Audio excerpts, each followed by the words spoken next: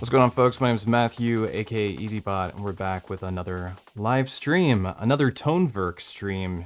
Tonverk continues. We need to dive in and talk about it further.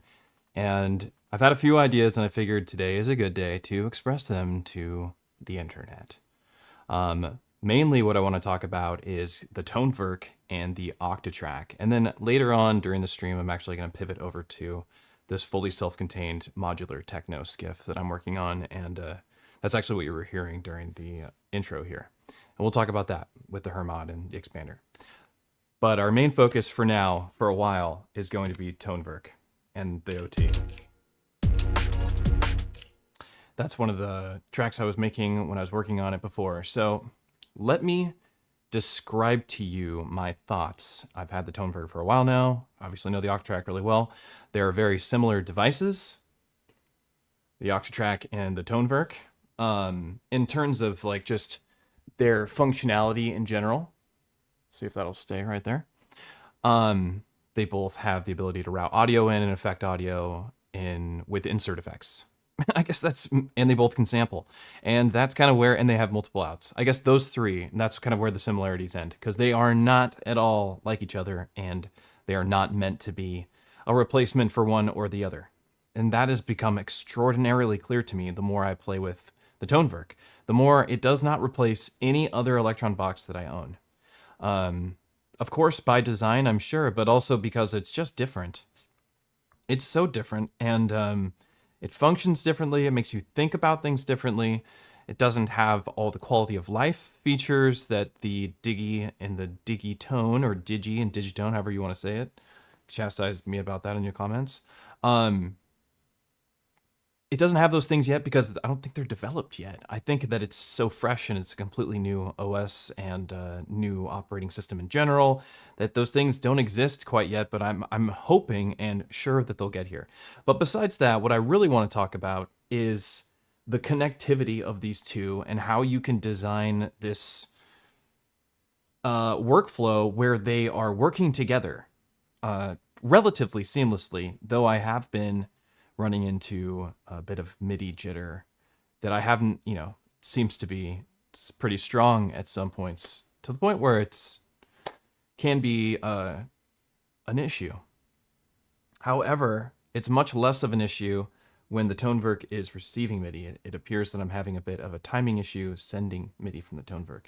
So currently, because I want to have fun, I'm not trying to do it in a way that sucks and doesn't work perfectly. The Octatrack is sending clock out to my Tonverk, as you can see.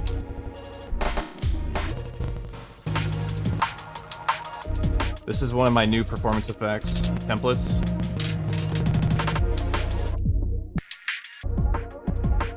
It's not out yet, but it is on Patreon in its current form, or close to its current form. Let me tell you how I have this set up, right? So I have my MIDI clock going out to my Octatrack. Octatrack has got its not program change receive, but it has its transport and its clock on function. MIDI, here you go. This is what it looks like. I have those turned on. Over here, you go into your MIDI config and you set it to send. And that's how you have things communicate with each other. Then what I have is I have all of these tracks. So these first 4 tracks, they're all percussive tracks to me. So these are all I'm using them as subtracks. These last 4 tracks, these are all just synthesizer tracks. So these 4 tracks, if I go function mute and I go to my routing setup and we go to the tracks themselves, 1 through 4 is set to go to the master output. So my A and B out. And then 5 through 8 is set to go to the C and D output. Those are going into A and B and C and D in the Octatrack. Go figure, right? I'm sure you figured that out already. But I also have track 1 going into bus 1, and then I have bus 1 going into A and B out. That way I can do some parameter locking effects on the Tonverk on my main subtrack, which is doing most of the drums in this particular pattern. Because in this pattern, almost all the drums are coming, all the sounds are coming from track 1. And then I can parameter lock that, and all the different tracks and all the cool, crazy insert effects. On the Octatrack, I have another workflow that I can do. So on the Octatrack, not in this particular template, we're just going to do this from scratch really quick. I'm going to show you guys how you would do this yourself. So if you want to really learn how to do some crazy stuff on the Octatrack and the Tonverk at the same time, we'll call this TV template, TV temp. And we'll kind of build this for the Tonverk. That'll work with anything, but we'll call it, maybe to be temp as in temporary. Only God knows. Wherever that guy is, if he could show up. Or whoever, whatever they are. Nothing. Let's not go down that road. Okay, so I just moved the chat over so I can see what people are saying. What's up, folks? Everybody, thank you for hanging out. What's up, Rhett? Good to see you here. Circo, my homie, Blakes, Jake, Lamaro, Ruben, Kroglon. I just love all the names. Art. It's like, hey, Michael, what's up? Pineapple Galaxy, Joris. Yeah, it's good to see everybody here hanging out. Tuesday, my favorite day. The house clears out here and we sit down with some gear and we jam and we talk about it. But let's get into it. Let's learn some stuff. I might even zoom in a little further for everybody. Don't look at my midriff. I think that works. Right now I'm gonna have it focus a bit more on the Octatrack. Staying modest here. Going up on a Tuesday. Come on over. Jump onto a stream. All right, here we go. So currently we're just going to use the project that I have. Let's do this part from scratch really quick. We could scoot this a little bit further because we don't need to see the outs on the Octatrack. Let's do this part from scratch too. I don't like that there's a glare, but it's just the position of that camera. It's reflecting on here. Right? That's what it is. Okay. So, because I don't want to make music from scratch right now. I just want to have music that actually works. Currently it does. As you can see on my Octatrack, both recording 1, recording 2, above that you see the lights lighting up. That means that A and B is receiving audio and C and D is receiving audio, and they are both separate. I want to create 2 distinct buses for this audio of my Tonverk.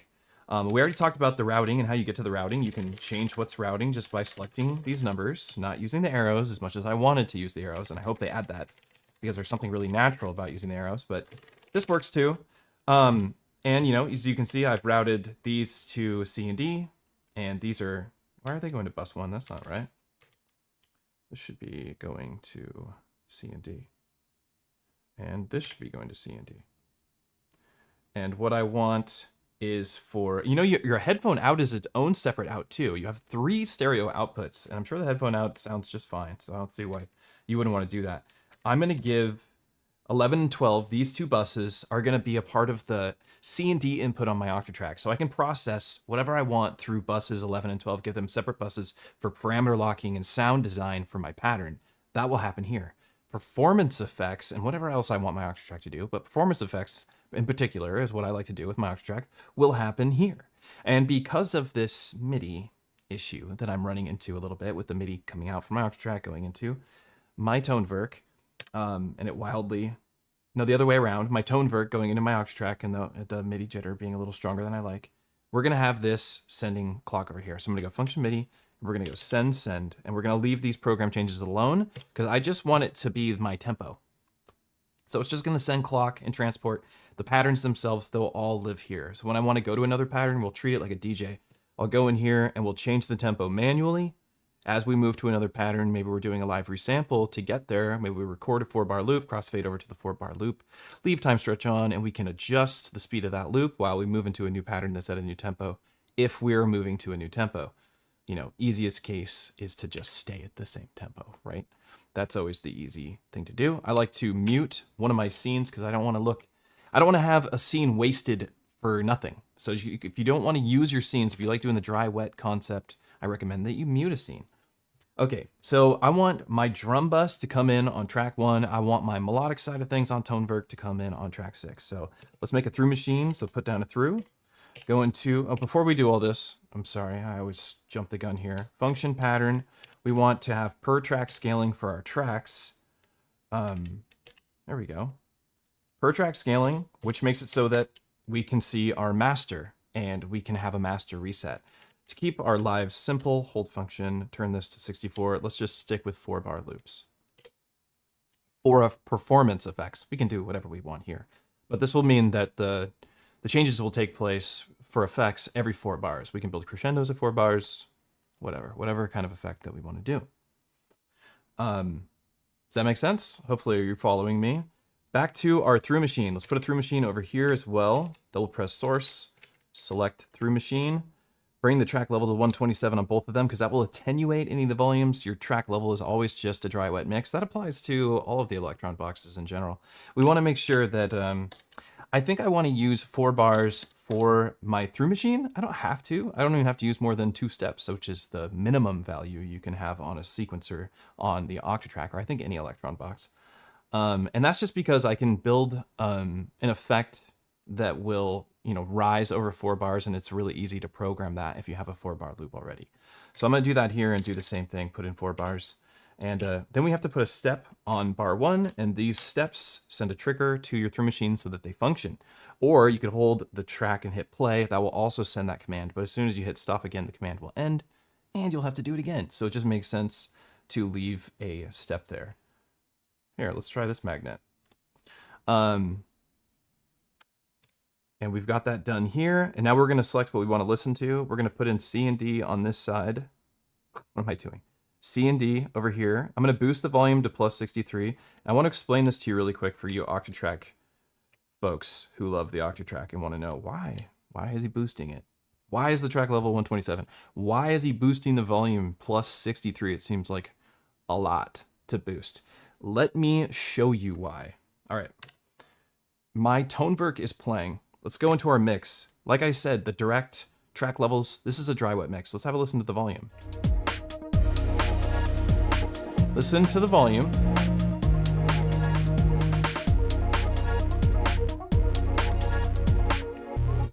Okay. Just remember the loudness that you heard.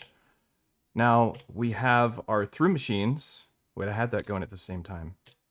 Damn it. We got to do it one more time. Listen to the volume. Okay.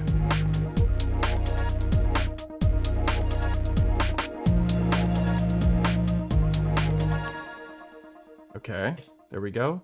Now we're going to go back in here. We're going to turn the direct off. I'm going to bring these tracks back. We're going to hit play so the through machine functions. Listen to the volume now. How quiet that is. Now listen to this. But boost this plus 63. It's identical. So plus 63 in your through machine is exactly the same as direct 127. Okay, and then I'll tell you why. And that's because the audio comes in, skips the monitoring, because you're not having it turned on, goes into the through machine. The through machine brings the volume down exactly 12 decibels for processing it through its DSP. And then you have the opportunity to bring that volume back up, right? And it's just processing it at a lower bit rate, I believe, which would be the dynamics of the volume, so that it just has an easier time processing that audio and sending it back out without it clipping. And so you take a little bit of a risk by boosting it to plus 63 to get that volume back after sending it through machine, but I haven't really run into much of an issue other than every once in a while the reverb can get a little glitchy, but I've been doing it for years and it hasn't been an issue. So hopefully that was an interesting little tidbit of information about the Octatrack. Okay, so now we have 2 separate buses. The Tonverk is already set up, I got pretty lights here, to route audio out the main outs. That's going into A and B. Then we have C and D out going into C and D on the Octatrack. Then we have A and B in, which is a summation of anything and everything in my studio. Usually this is plugged into my Dig Attacks for sampling. Currently it's plugged in here for sampling. So when I play my, modular,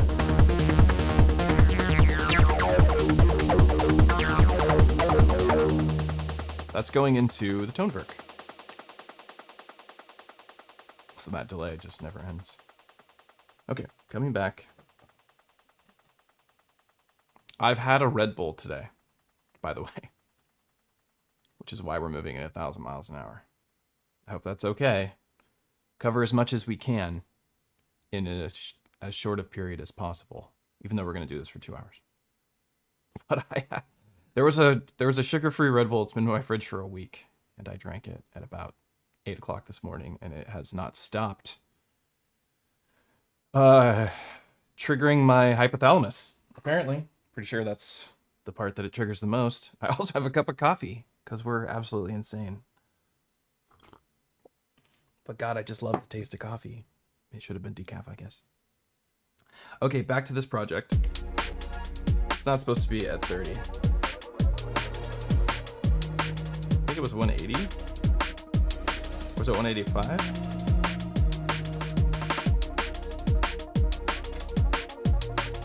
Okay. So we're at 185. I love, do you hear that sound? Not that.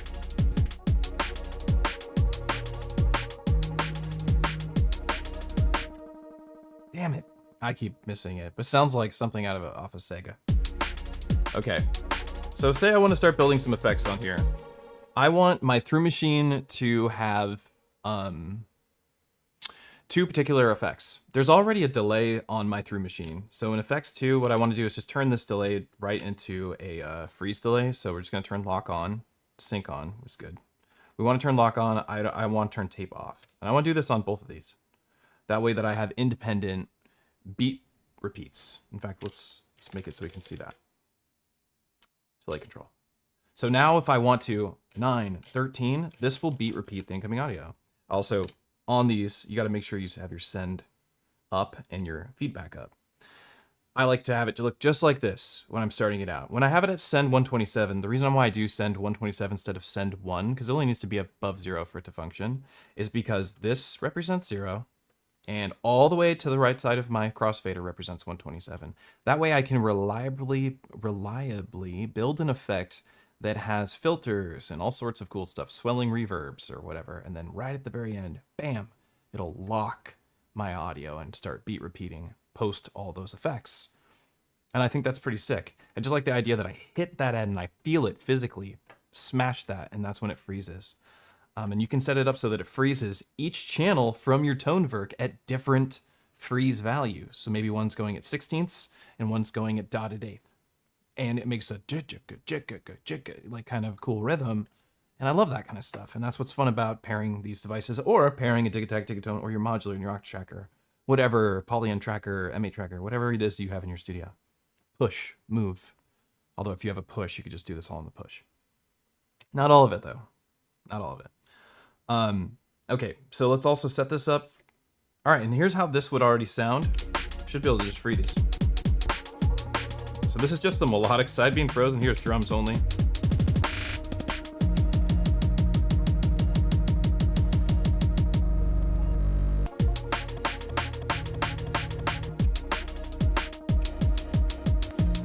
So just the drums of my Tonverk.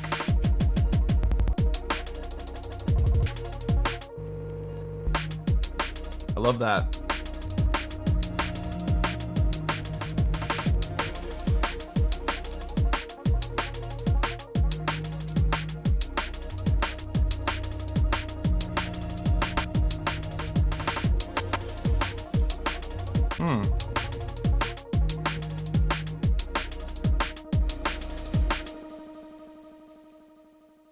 Let me see something. Oops.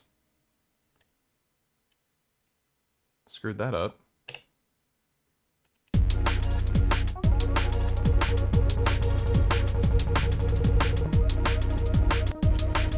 There we go.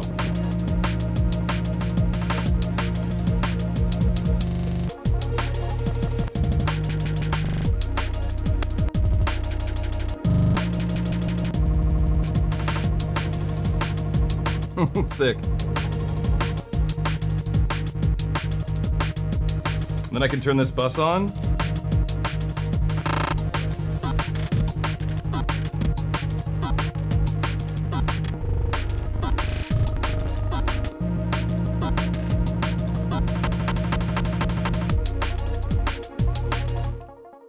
That was fun, and that was the very first thing we did.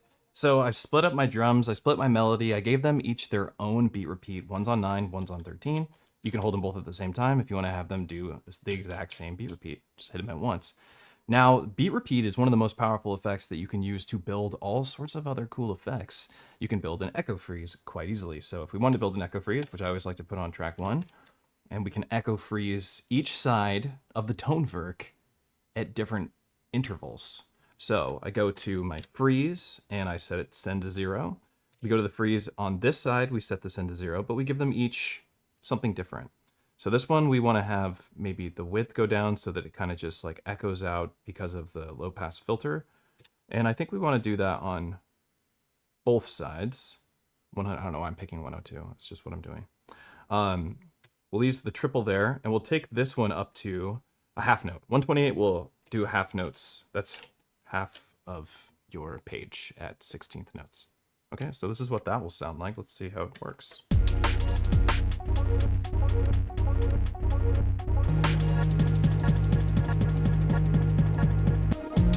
Let's change this value. I think that needs to be... Yeah.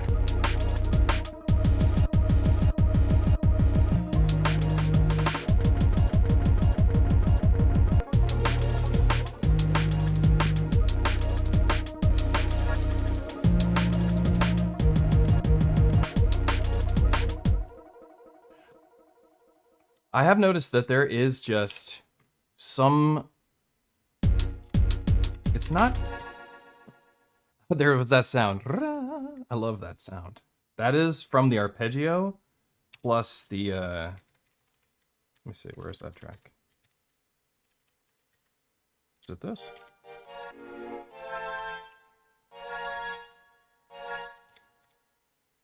Chrono pitch? I think so.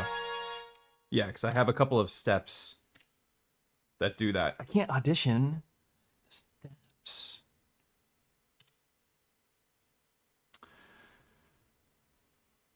All right, let's talk for a second really quick before we get back into this Octatrack thing, because I don't, you know, why my YouTube chat looks just freaking weird. Hang on a second. That doesn't look right at all.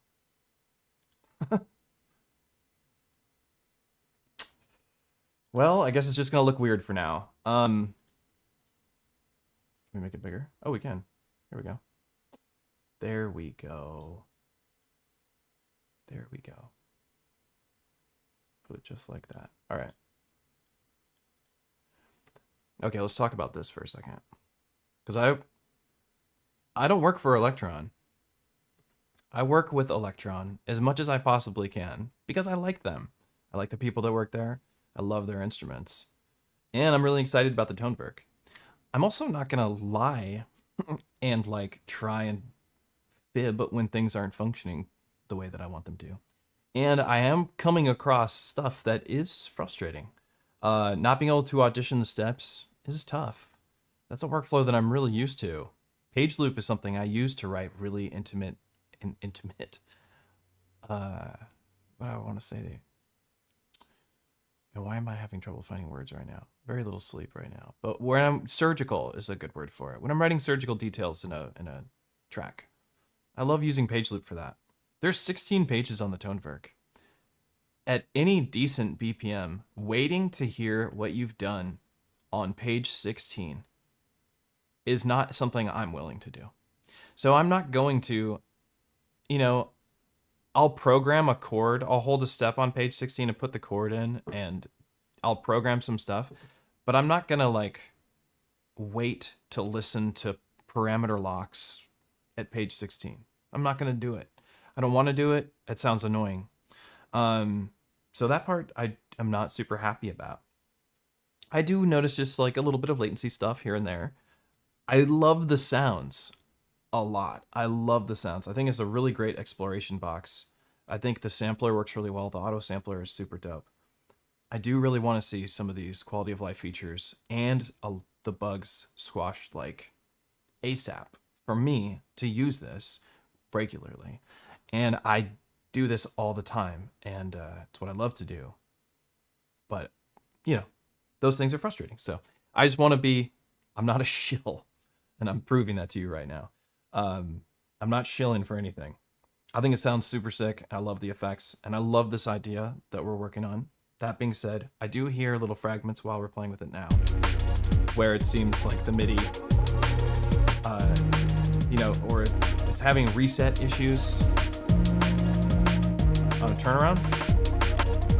Did you hear it just now? It went, it like had this little snappy sound at the end. I wouldn't be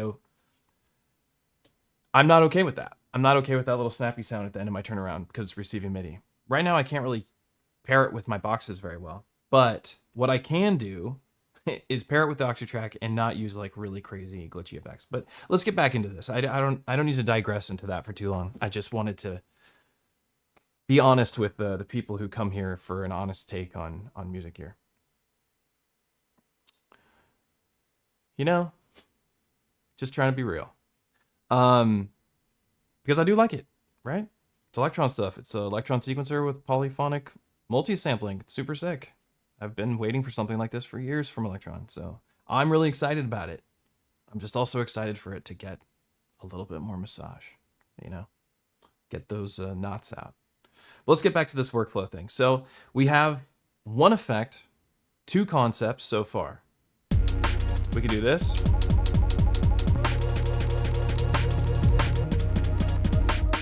Which I think is really fun.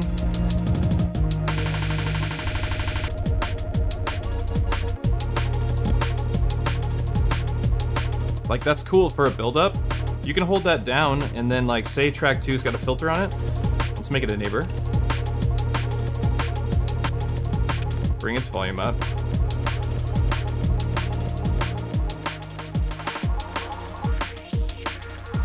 How cool is that? Let's like remix this track.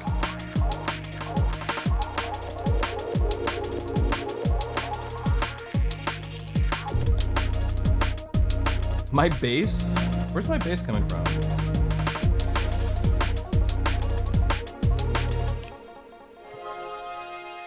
God, that sounds so good.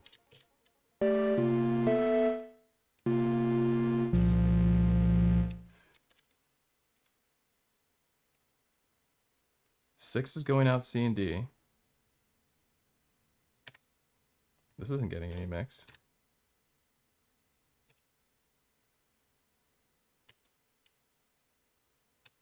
Okay. Let's do a neighbor track.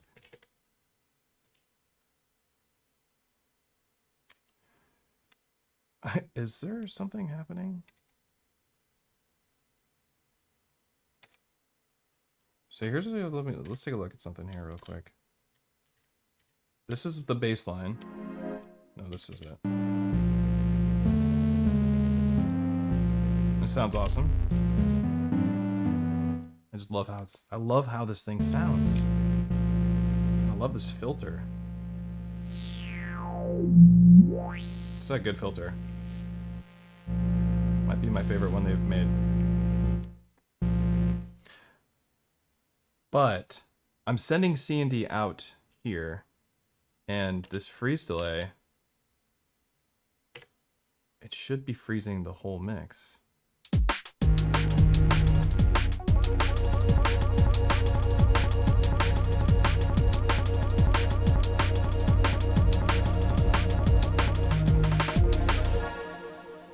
I'm wondering something. Or I'm wondering, am I perhaps hearing something from somewhere I don't want to hear?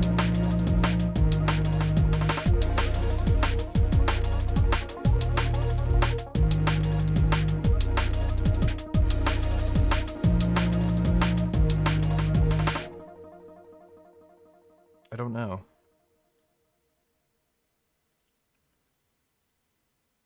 Not sure. Not sure. Let's keep doing the... Let's go to that other pattern.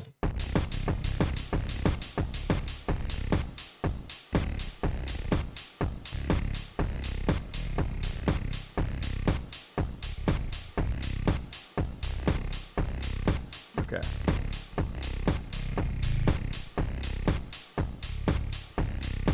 Okay, the routing.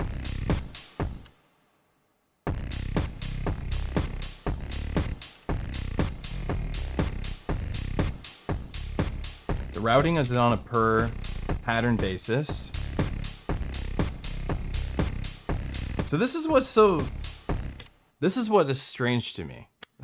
Listen, more talking for us today. This might be mostly talking. We're talking about this workflow, but we're also going to talk about the Tonverk. Okay, hot take. Patterns are treated on a global fashion on the Tonverk. But you can copy your mute states. Hold mute, hit copy. Copy mute states. But if mute states are global, what does copy a mute state do? Nothing. Why would you? I guess you could go like, you could treat it like a temporary save and copy the mute state and go, I want to go back to that mute state. Oops. And paste the mute states. You could do that. Now that's a cool, I guess maybe that's why. Maybe that's what it is. Maybe you're supposed to be able to do that, but isn't that what perform mode does?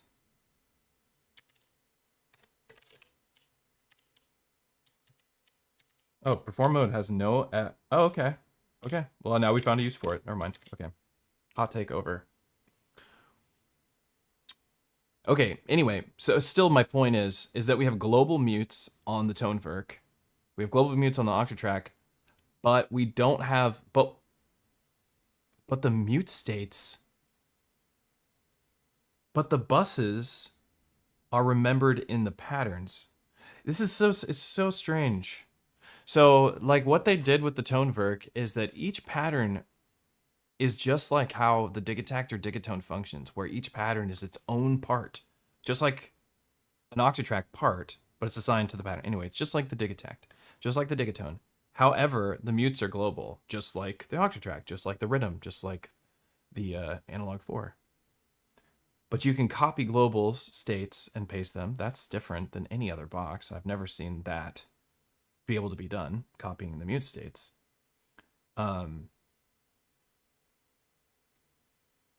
So all the routing doesn't get memorized it's remembered in the pattern because it's a part per pattern scenario, right? Or did I have perform on? Let me see something. Okay, let's look at the routing real quick. Okay, that one's going to bus A. This pattern is fresh. There's nothing on it. I don't like perform and pattern being next to each other. This is like, I've been accidentally in perform mode countless times and wrote stuff, and that's gone because it's perform mode. So it's not really there. Anyway, let's look at the, okay, so it's going out to mix AB. So what we know for sure is that each pattern is its own island. It's its own entity on the Tonverk. So that's something we have to remember.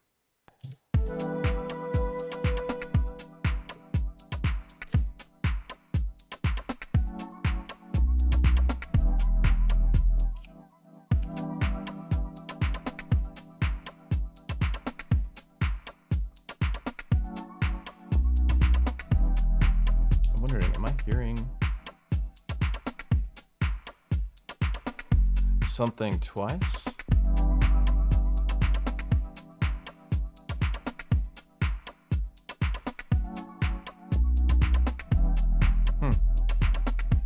Sorry, I'm looking at my mixer to see if I'm hearing phasing or something, double of audio. Okay. Let's make an effect that high passes the drums and low passes the melody, but let's send these to their correct buses. So on the Tonverk, these are, let's just see.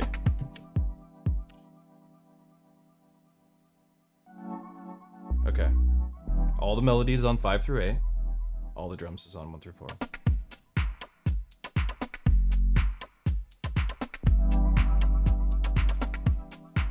And everything is going into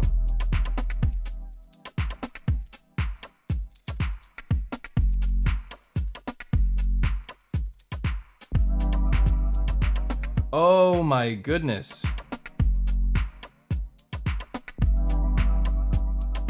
Look.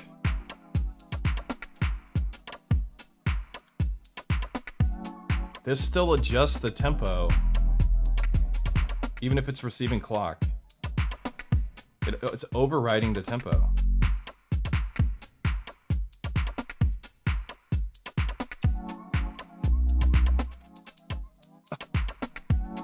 What?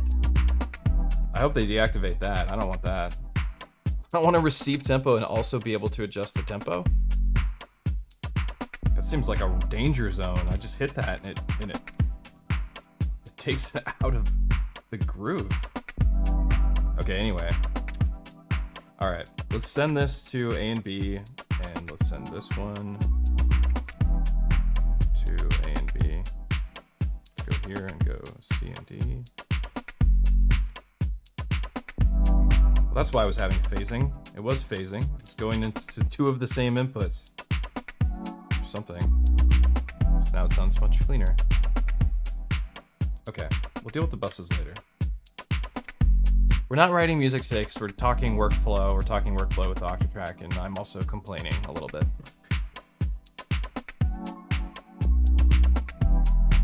Okay, let's see what.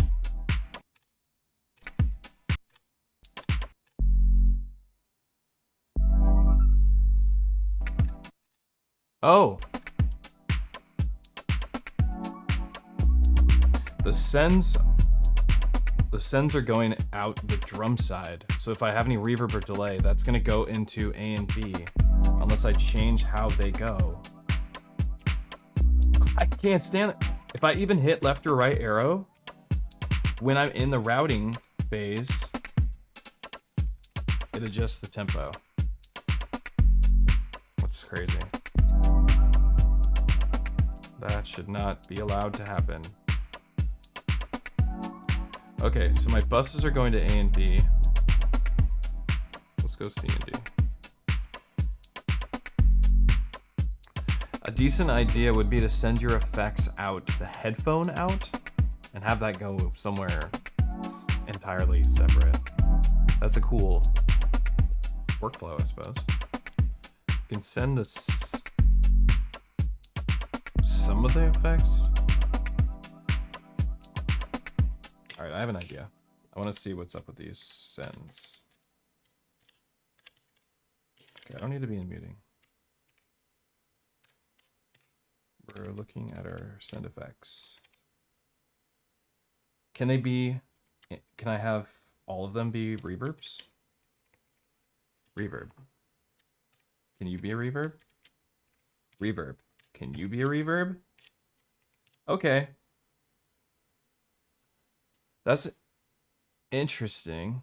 So I could create an effects send bus specific for each instrument type. So we could have a double of the reverb, because that's really what I want. Is I want the melody to have its own reverb, but I lose my send chorus or whatever send effect that I want. But I have so many insert effects in buses that doesn't really matter, right? So really no loss. So let's put the delay here. Daisy delay? Have I played with that yet? I don't know if I have. We'll put the delay there, and we'll put, now let's play with Rumskling reverb. Probably not saying that right. Look at the cool animations. Ooh. Is that a city skyline and then zooming in and a rocket goes to space? Who comes up with this? What? What? That's so cool. So that's obviously a space verb. Squashing. Oh, I love it. These animations are awesome. Well, I like how this is showing how the filtering works. That's a cool idea. Great idea. Great animations. Electron always has great animations. They're really good about that. Okay, so we have a reverb here. We have a reverb here. We have a delay here. I'm going to have the melody use reverb 15, and I'm going to have the drums use reverb 14, and everybody can share the delay through inputs A and B. I guess. We'll try that idea. Let's see what happens. Okay.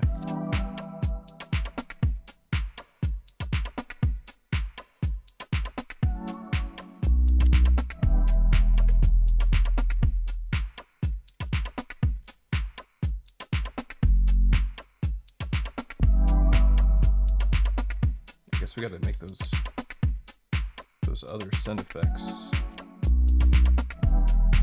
Oh, I have to have them go the right way. I want this one to go to C and D. Nice. Okay.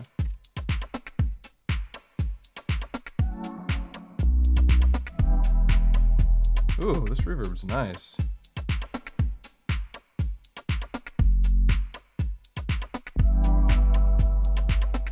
Oh, yeah. That is really nice. This has drive on it. It's pretty sick. I've not played with this effect yet.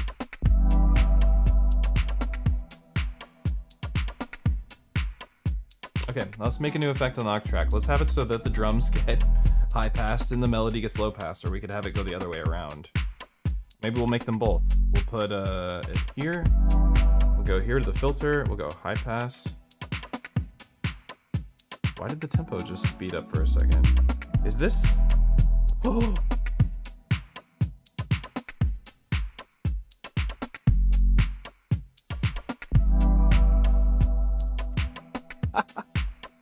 Oh my god. Hang on. My Octatrack's crossfader is adjusting the tempo of the Tonverk. Let's see. Project, control, it's MIDI, control, audio CC out. Internal only. Thank you.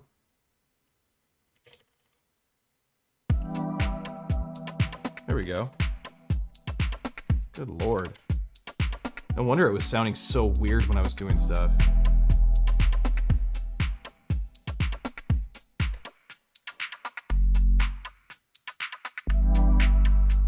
Let's go over here and do the low pass.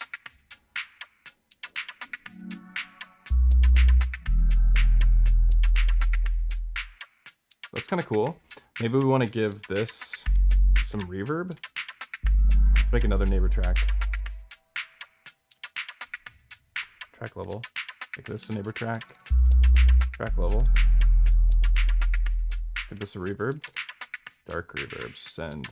Pre-delay 8. Time 100. Shelving. A little bit. A little low pass. Definitely some high pass.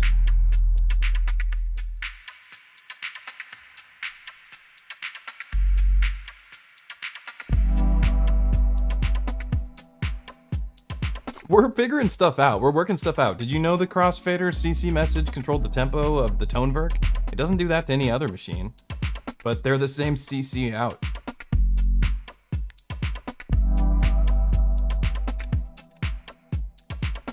What would we do to this? Give it a chorus, I guess? I want chorus. Here's a question. Question for all the nerds out there. Do you want to do chorus post or pre-reverb? What do you want to do? I'll wait.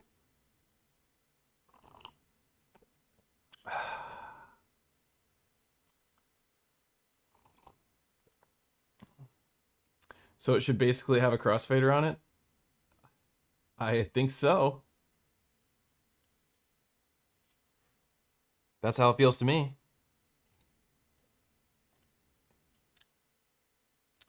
Post Malone. Blake says post reverb.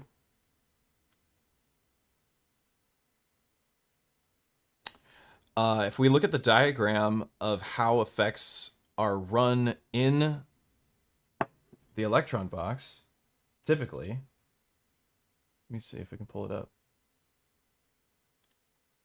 User manual.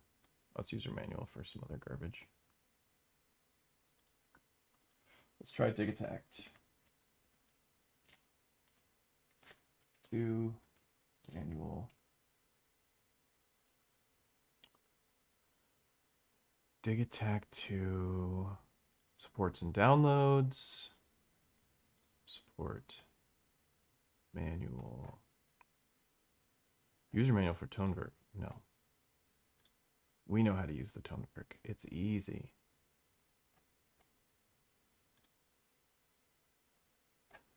Okay, let's see if it's got a... Here. We'll see if I can make it so y'all can watch this with me. Let's go into studio mode real quick. Okay. Stewed mode. YouTube screen capture. All right.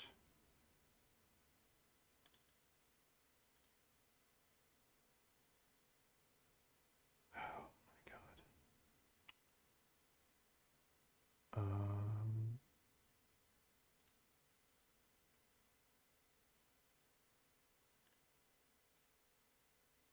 Scale to screen.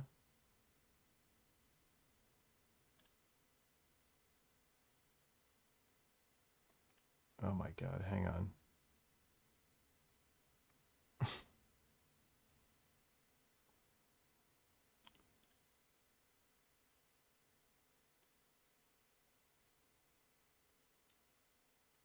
Why is it doing this to me?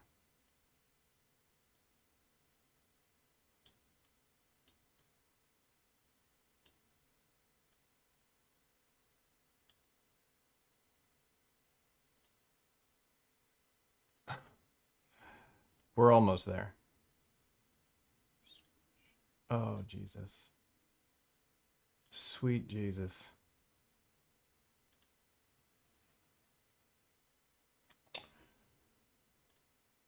All right. We're just going to let it stretch. Hopefully you can still hear me all right as we look at the manual. Let's find the effects section. I think there's a routing diagram.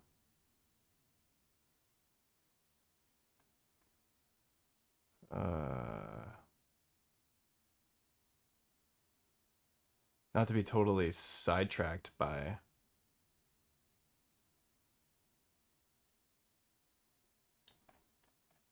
the routing.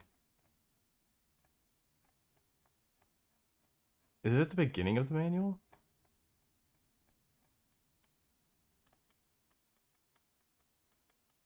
I don't want to do this for longer than another minute.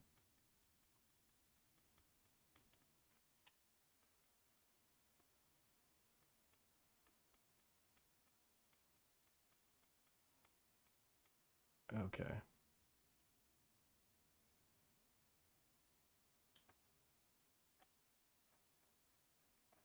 Feel like we're getting pretty close.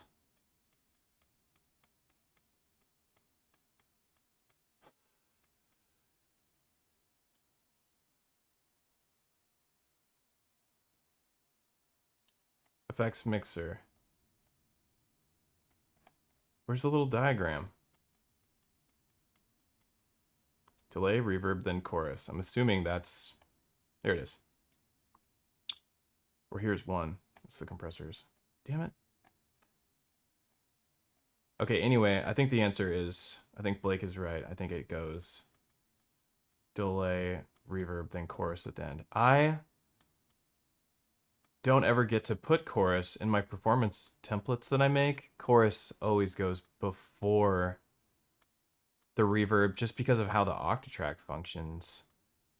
I can only put reverb after I can only put reverb after chorus because you can only put a reverb at the end of a neighbor track. So I don't get that option, and I'm not going to put chorus as the last effect. I'm not going to sacrifice my reverb on my performance template. Okay. Okay, we have two effects.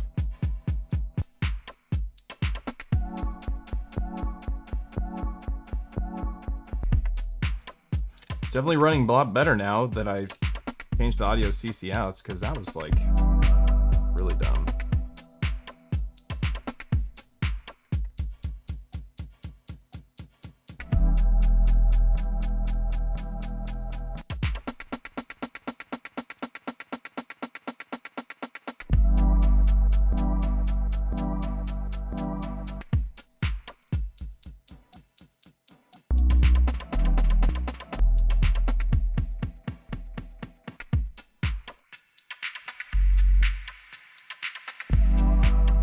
That sounds nice.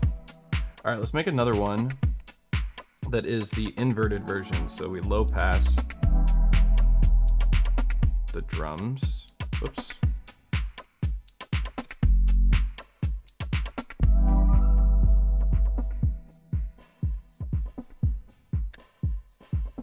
And this one will high pass the effects of, or the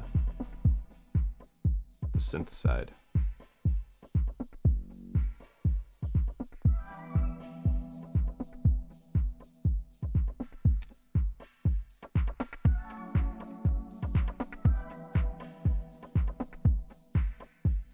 We could have it do kind of a smile pass thing.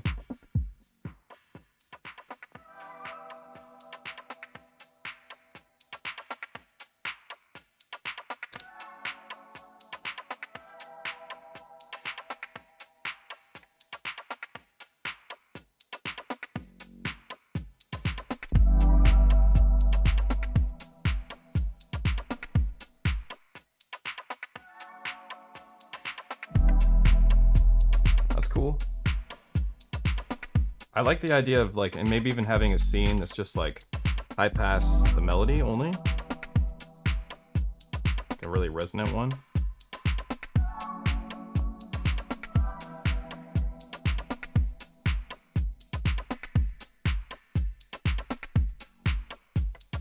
And then one that only does that for the drums.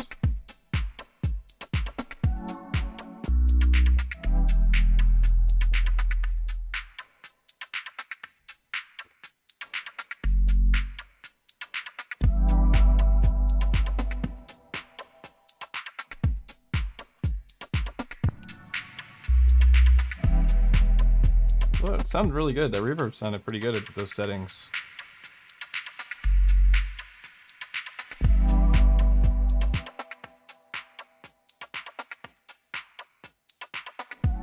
Okay, now we can take like one of these, like something like this, copy it, and then let's do, I guess we could do another neighbor track and not have a looper. I guess we could put the looper over there if we wanted. And put a chorus here. Yeah.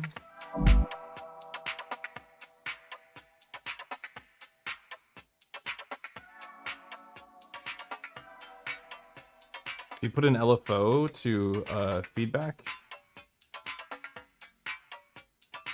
It's awesome.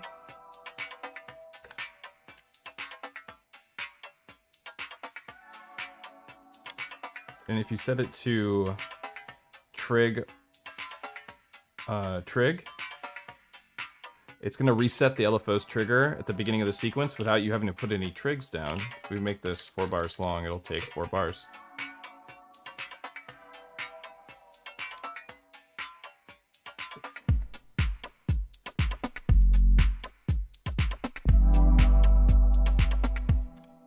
So one thing to note about this workflow, about using the Tonverk with the Octatrack, is that you are going to have to remember, one, to turn audio CCs out from your Octatrack, so because it will affect your Tonverk dramatically in terrible ways.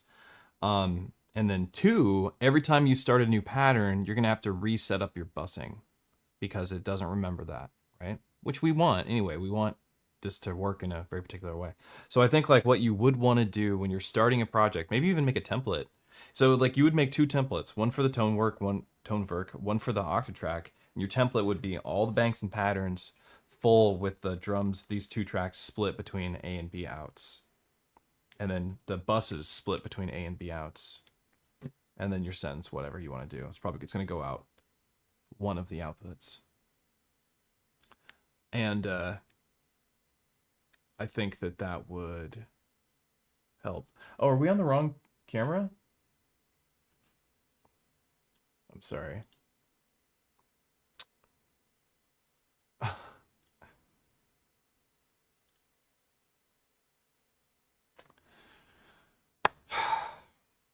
Wait, I do that a lot. I always do this to myself. Let me say that again so we understand. Okay, let me show you what I did really quick. So I made an effect that sounded cool. It's on the Octatrack. What I did is I threw a chorus in on another neighbor track. So we have a through, neighbor, neighbor, neighbor. This one here, I put a chorus on effects 1. And, well, I left this the same. So what I wanted the chorus to do is affect this feedback range. So I wanted this I made an LFO affect the depth of the feedback in my chorus. That's what I mean to say. But first I locked in the feedback really high. When the feedback is high, it just sounds crazy. It's got that phasey sound where it's almost like a comb filter. And for my LFO, on LFO 1, I set it to sync trig. Sync trig resets the phase of the LFO at the beginning of your sequence. So I set my sequence to be 4 bars long. And so at the beginning of my sequence, without triggers or anything on the sequence, the LFO's phase will always reset to the beginning of its phase. If I want the LFO to run for exactly the durations that I like, I usually set my speed. If I hold this down, you can see. I usually set the speed to intervals of 16, 32, 48, 64. So intervals of 16. That will give you these really obvious movements on your sequencer.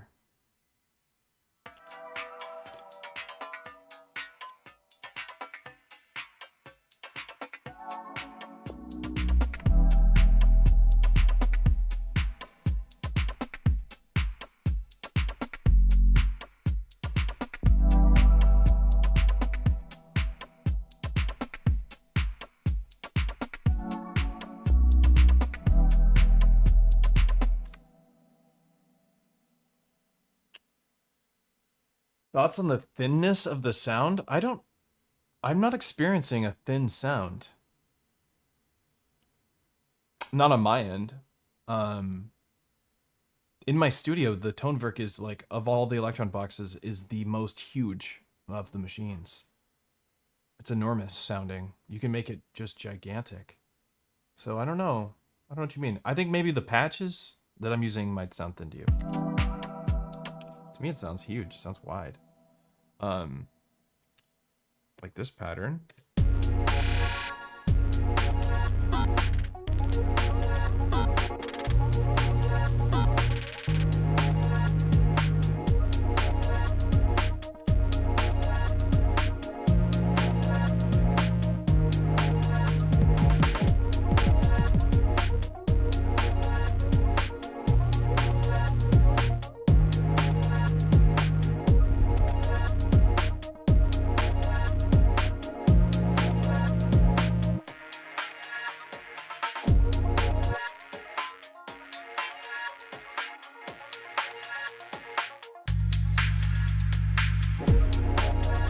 Yes, that sounds so good.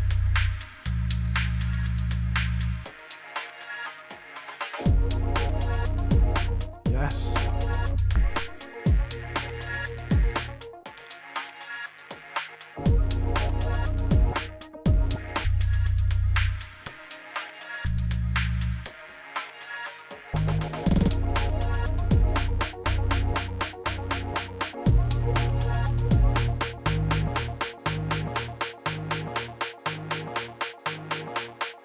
I want that to die way faster.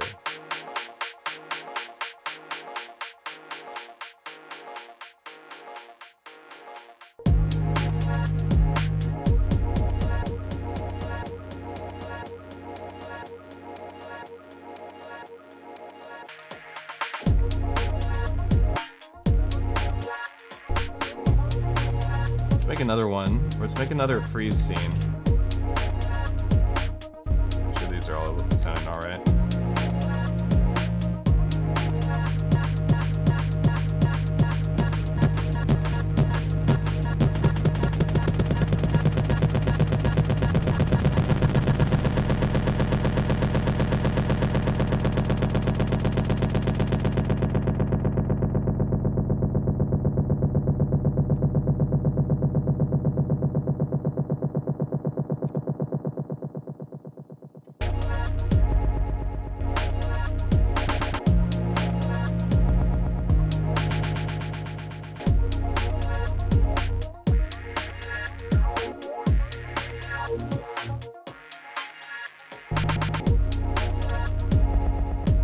And you can actually make a scene like this, where we have both the buses from our Tonverk going into a same beat repeat, but we could give it, like one side we could have do the chorus steal.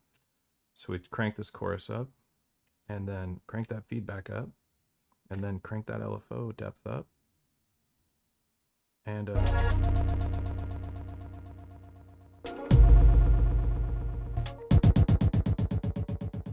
that sounds cool.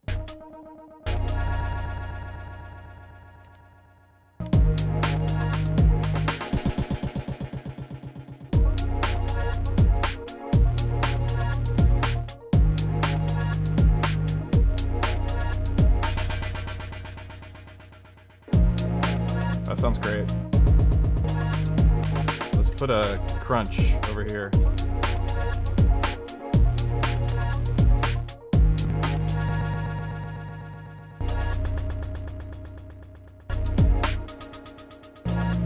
Let's do the same thing on this side too.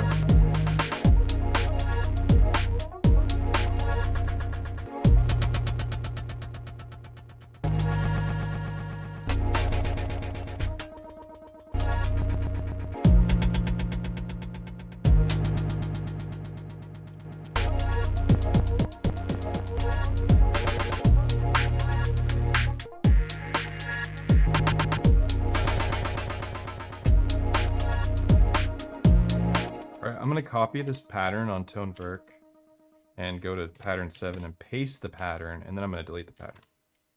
Just because I want the routing to stay the same. And hopefully it did. Yes, it did. Okay.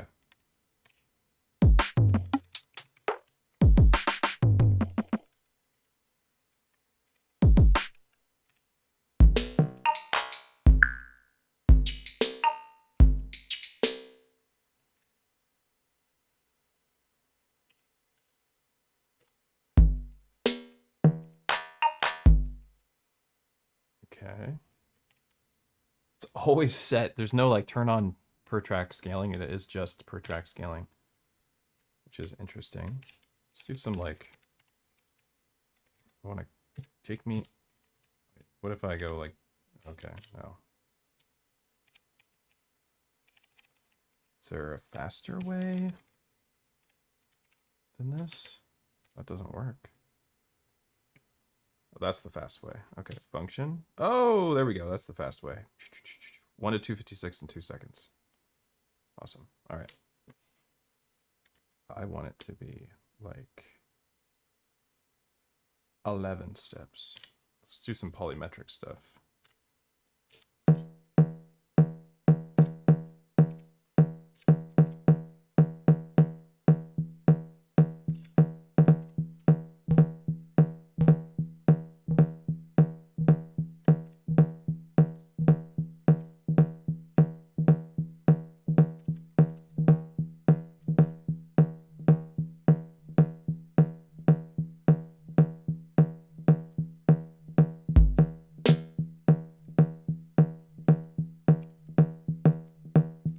Oh, what? Oh. Right. Okay. Track copy. Track 2, paste. And then let's actually copy the sequence. This is where it gets confusing with Tonverk. Like, your track scale is the track scale of all your subtracks. So like they don't have their own independent thing. So that's confusing. That's just confusing to think about. That's why you want to have multiple subtracks, but also copying a pattern from your subtracks to another track is like just not really a thing. I mean, it's a thing, but it's not a thing you want to do. Like, it's not a fun thing. So I want to copy this particular track. I hope that translates. I'm going to put it on number 3, I guess. I'll put it on 2. And then I'm going to go here and delete that.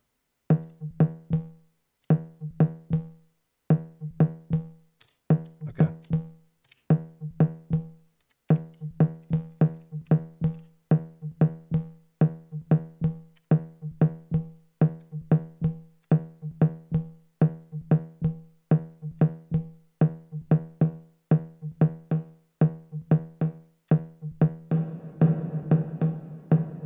All right, this is super track stuff, because you have to be highlighted on the track itself to control these. So this is your super track.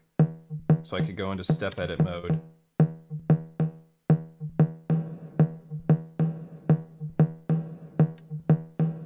All right, let's go back here. Track 1. Oh, we're still in step edit, that's why. Take me out of step edit mode.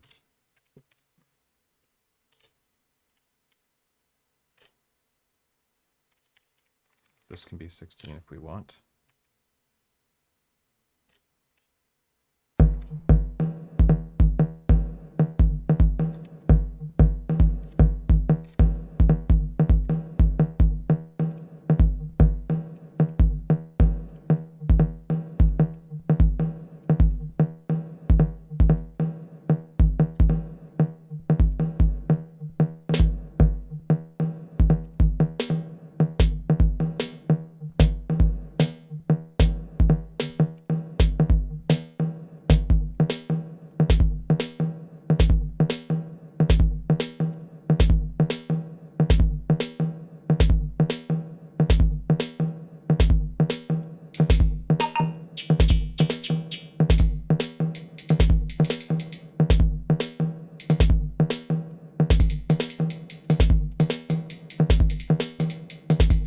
Transform. Randomized placement, I guess.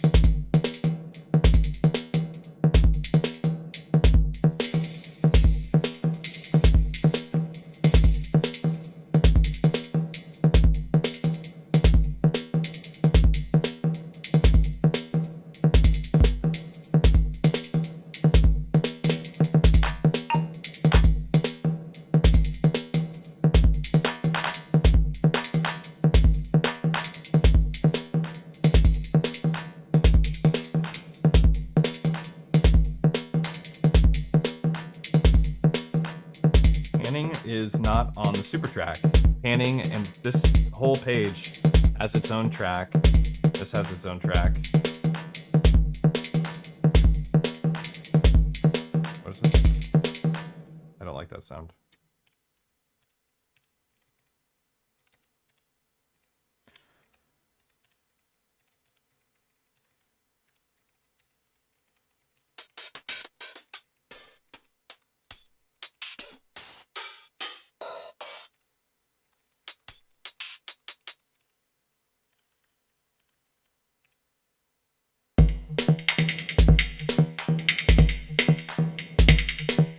God. All these effects.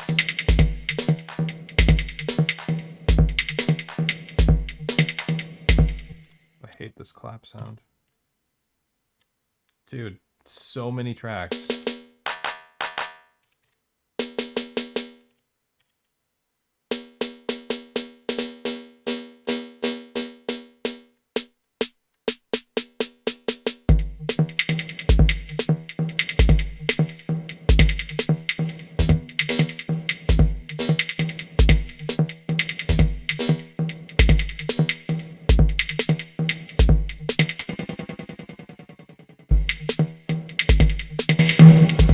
Whoa.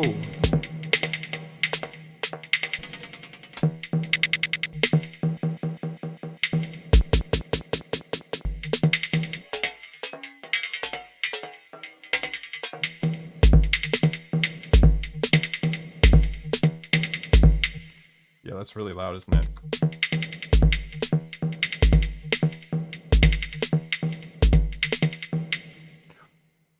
No, I think of what is hard and I'm not used to, and it's just harder because, you know, there's actually, I have 4 subtracks here and they all have 8 tracks, and it's like, that's a lot of tracks, you know? That's 32 tracks of audio that I have in here, and I'm like going in finding different instruments because I'm using, you know, track 6 of subtrack 3.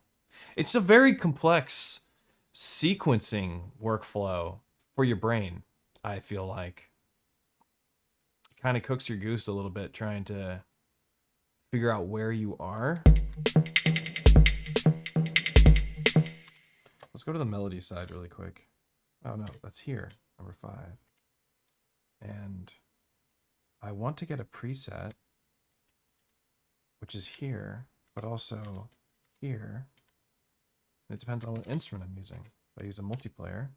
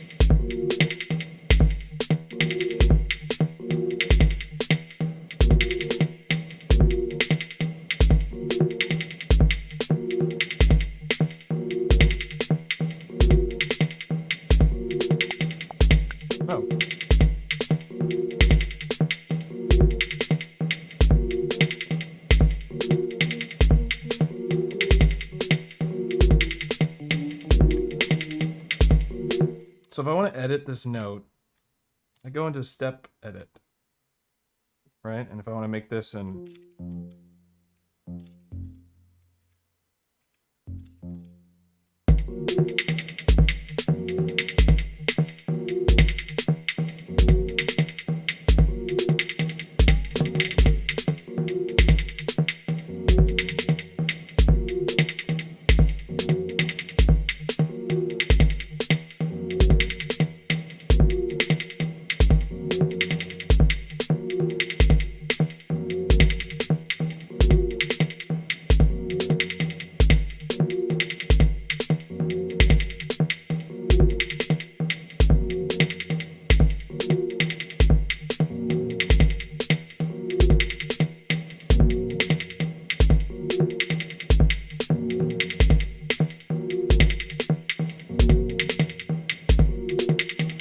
next note.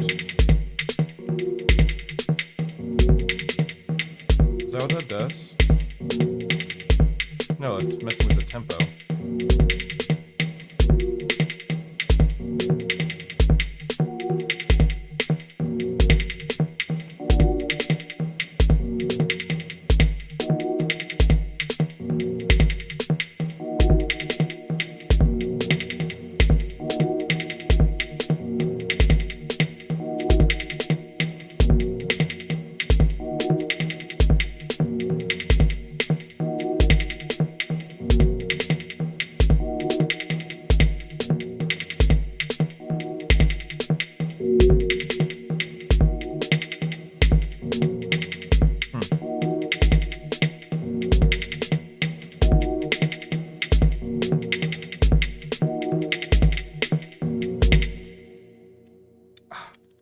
Why can't I audition you?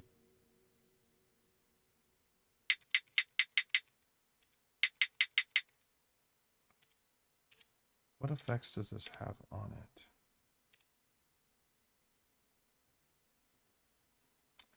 On the actual engine, it has a compressor and a saturator.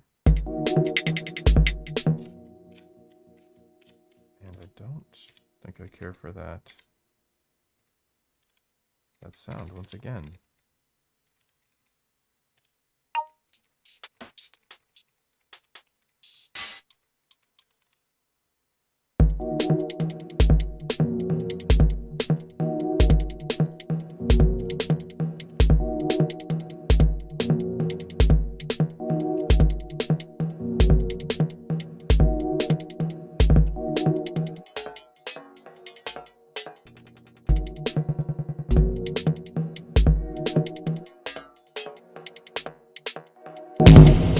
Whoa!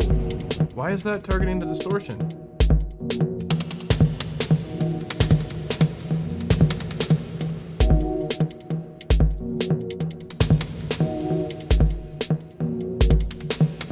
I'm so sorry. I'm sorry for your ears.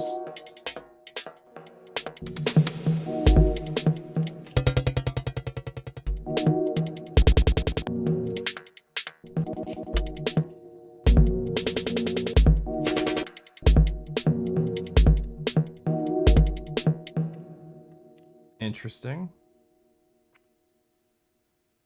I feel like this would be a really nice, like, minimal techno box. Let's try that. These effects that we have are pretty simple. I like that it asks you if you really do want to clear the pattern. Let's get a different kit. No idea what that is.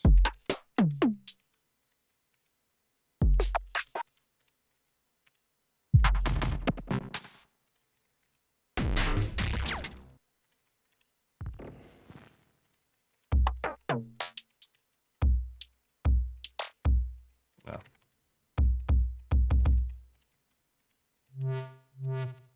How's that?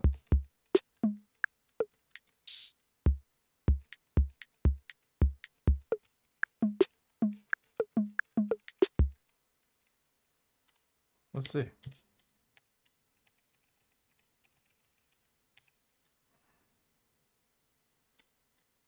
I guess we'll start at a bar. Jesus Christ. What?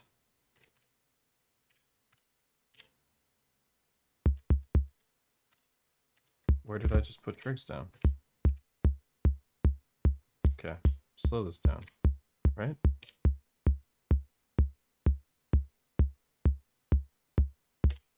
Doing minimal here.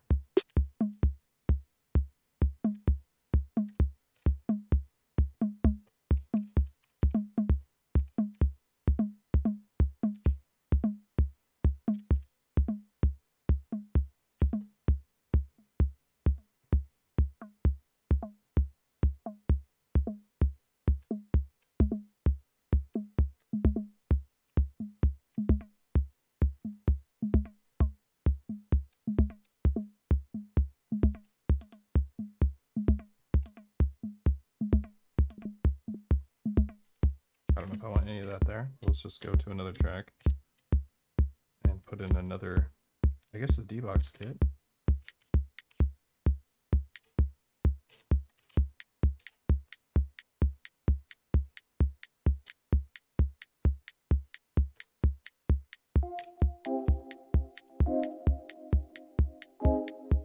I want something really, really gentle.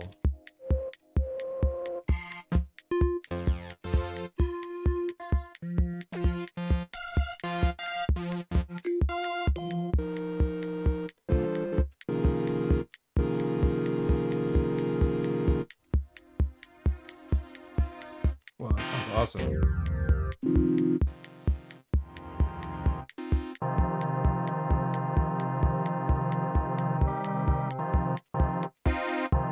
Like that organ.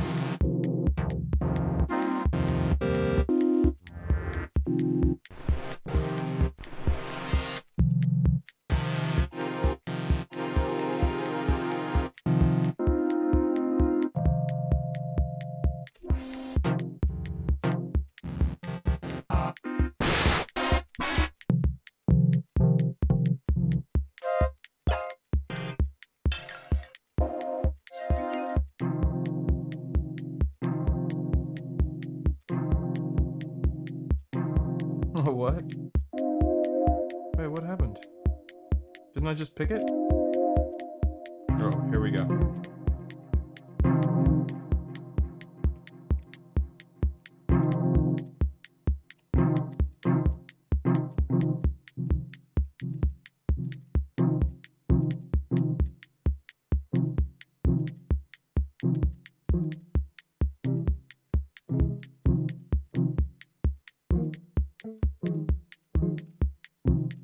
These little tiny keyboards are such a pain in the ass, they really are. That sound is not what I want anymore.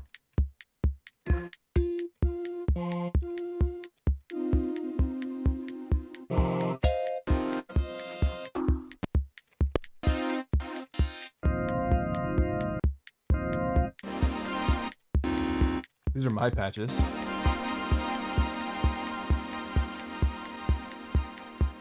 Which I sampled my modular.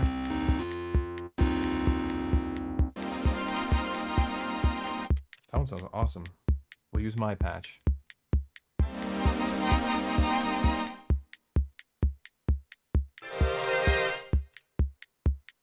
And filter the crap out of it.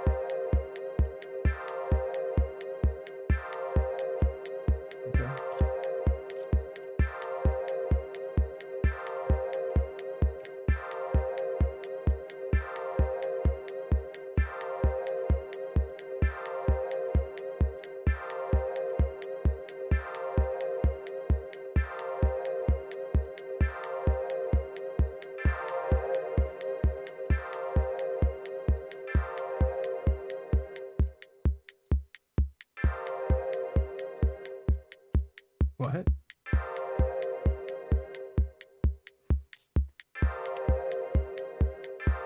Whoa, percentage. I've never seen that.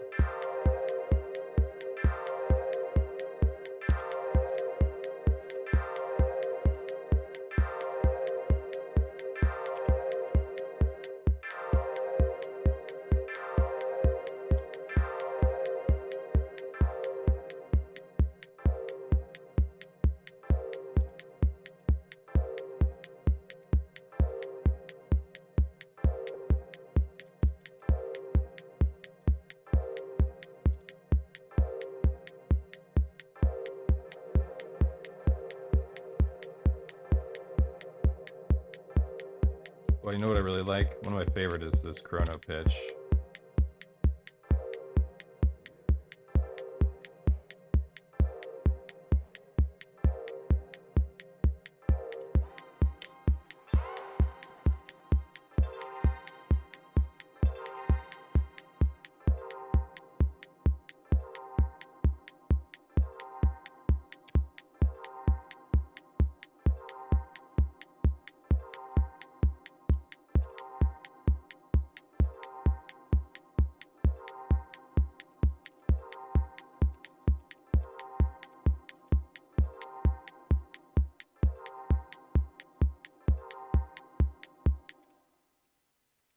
Okay.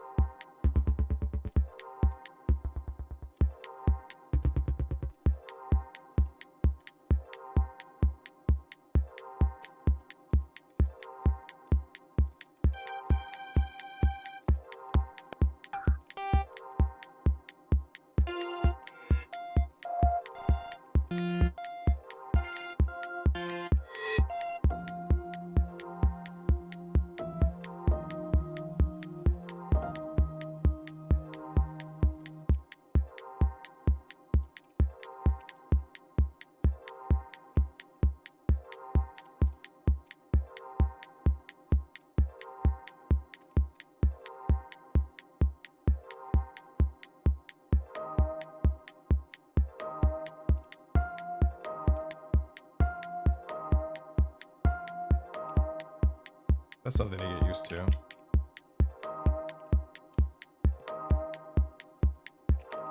Not being able to see the page lights is also something to get used to.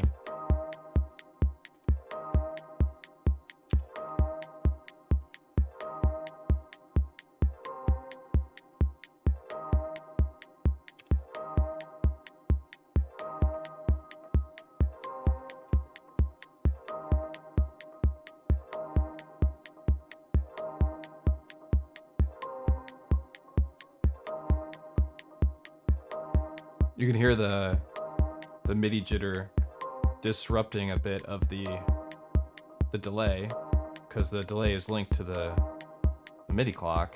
Every once in a while you can hear it go. They need to get that MIDI jitter under control.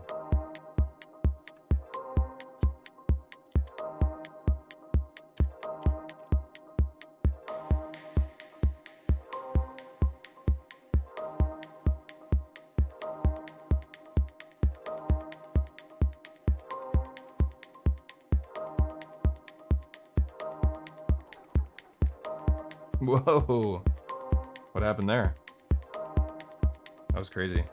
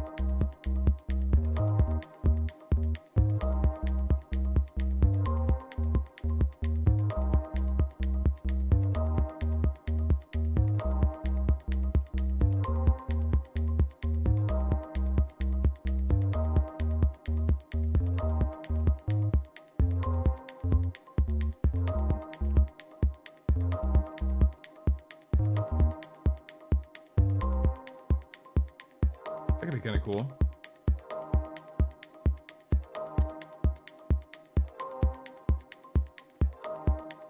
Waiting. Oh, we're in step edit.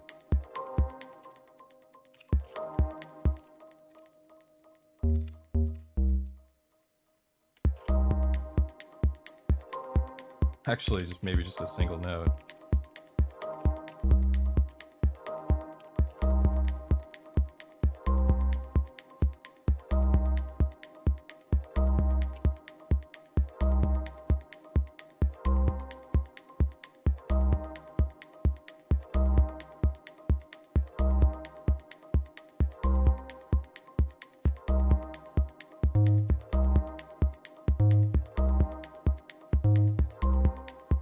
Condition.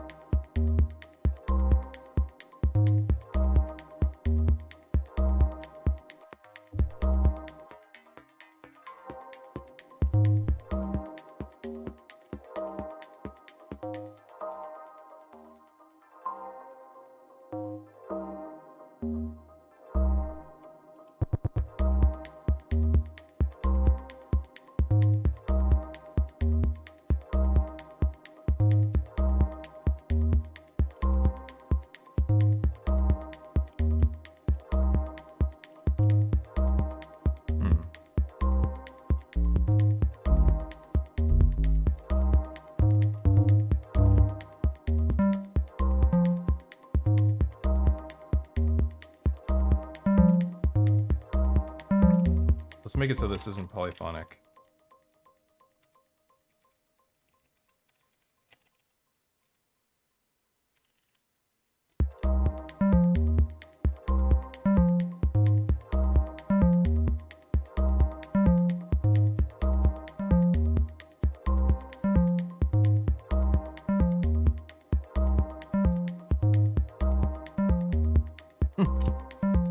Actually like that.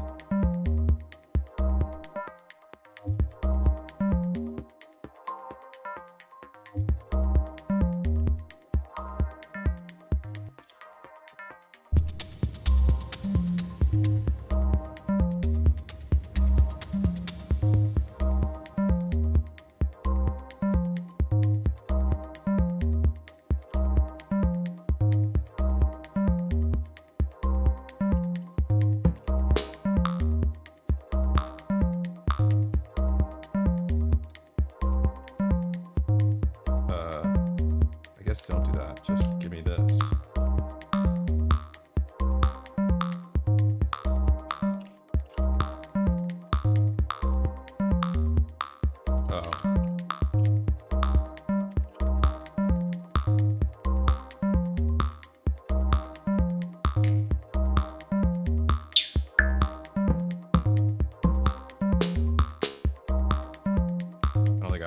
Instrument.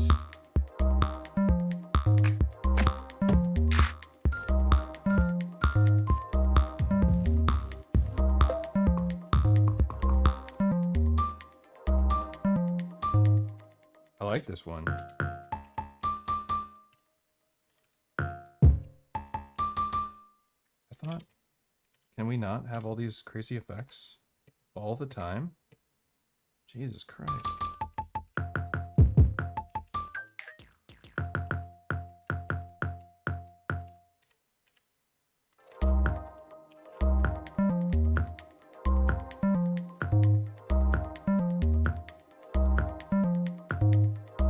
What happened to my kick drum? Did I mute it?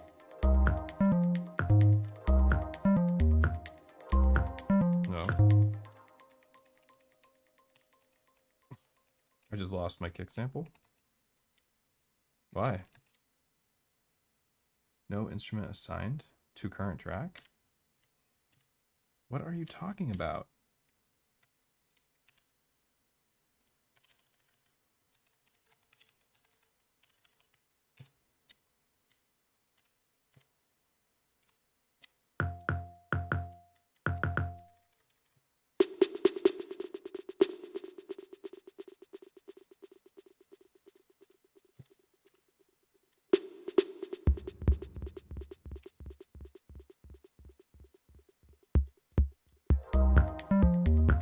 I have no idea why it just vanished. My instrument vanished.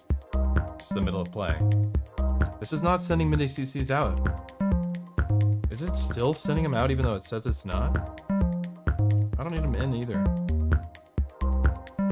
How about no anything? Nothing go out.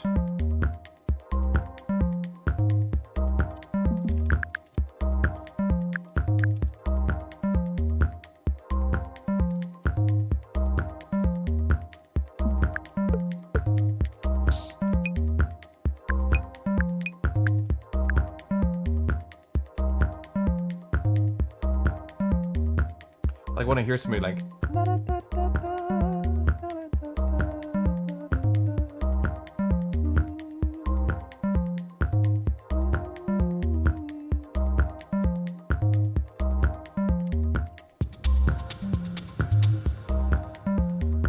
that's when we bring something in.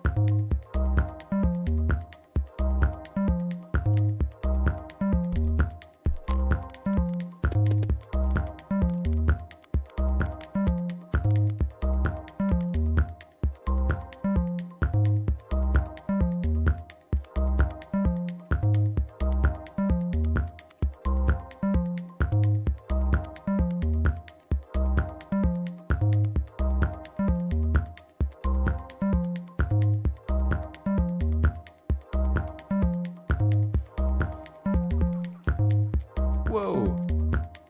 Sudden MIDI surge. You hear that? Rap, rap, rap, rap. That's the MIDI. I don't think it's my Octatrack.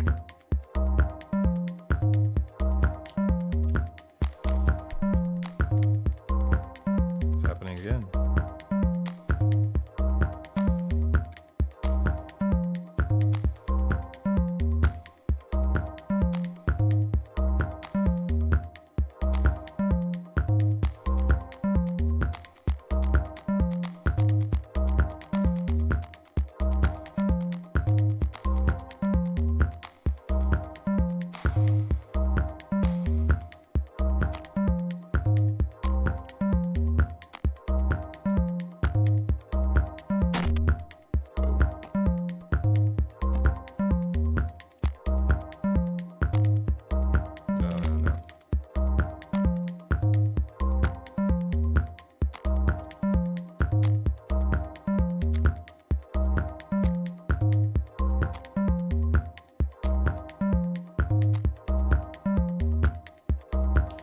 To like play this.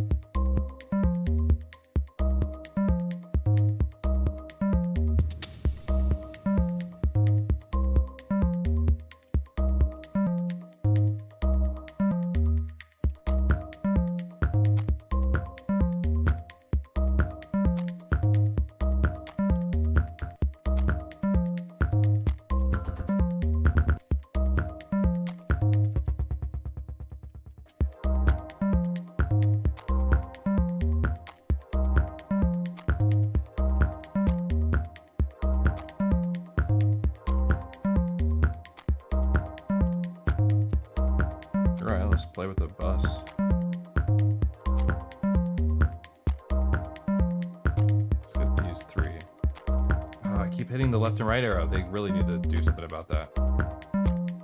I cannot not press that button.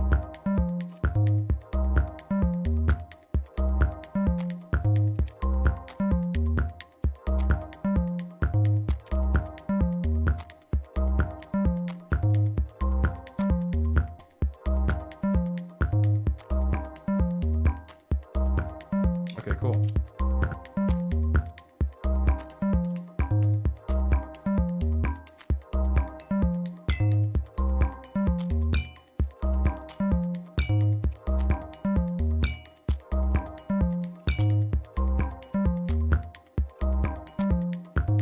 It's easier just to put a trig down like that.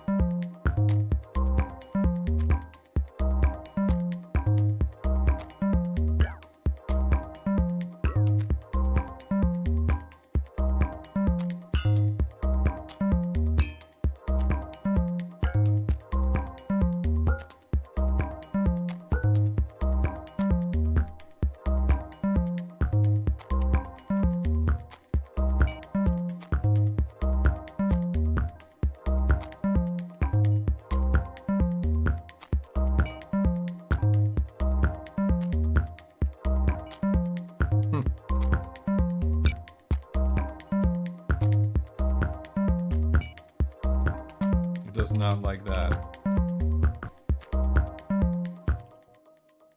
Let's go to that bass line real quick.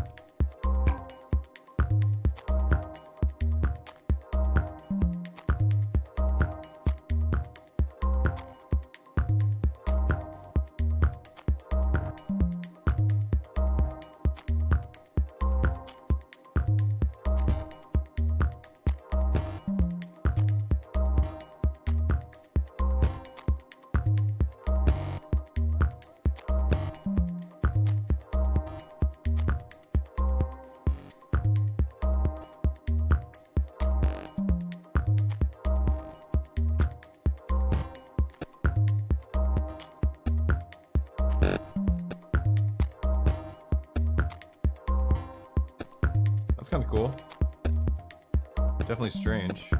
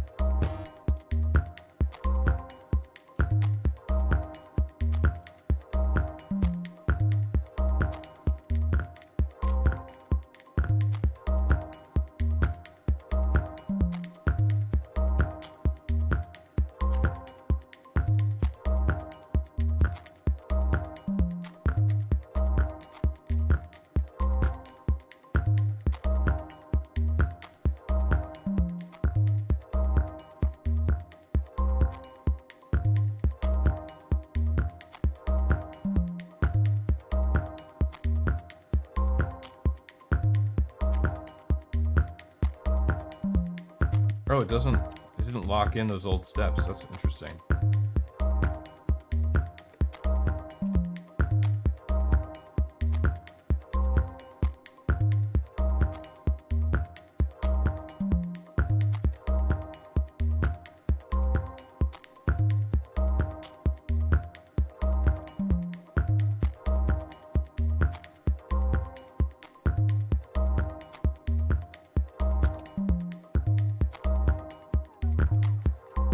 There's that MIDI craziness again.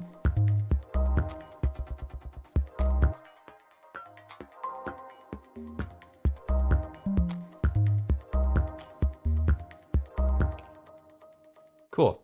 I mean, I like where this is heading. There's a lot for me to learn with the effects.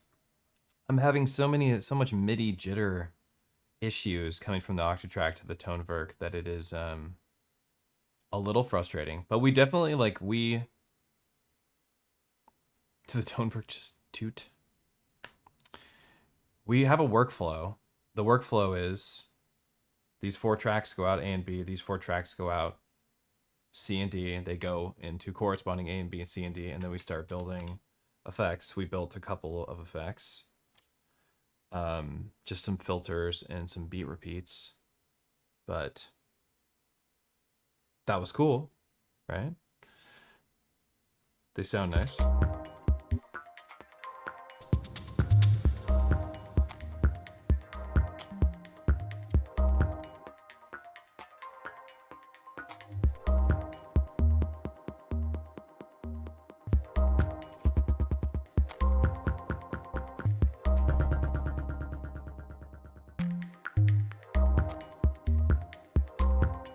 We got like this minimal micro house, I guess would be a good genre for it.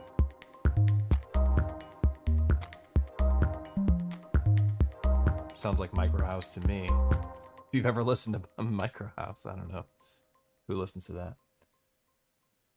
Oh yeah, I did want to point this out. So for those of you who don't know how the tonal, somebody's saying show the tonal stuff on the subtracks. Happily. Let's just copy this pattern really quick. We're gonna go into perform mode. Check this out. Okay, go to a subtrack. Check it out. So if I want to program this sound to be melodic on a subtrack, it's actually easier than you think. Hold the step, go into source. You want to be on 0 first, of course. It's a good way to be. Okay, so I want this to be melodic. I hold the step, then I hold shift. Then I turn the encoder. All right, we get 5 octaves. That will move us up an octave on a per note basis.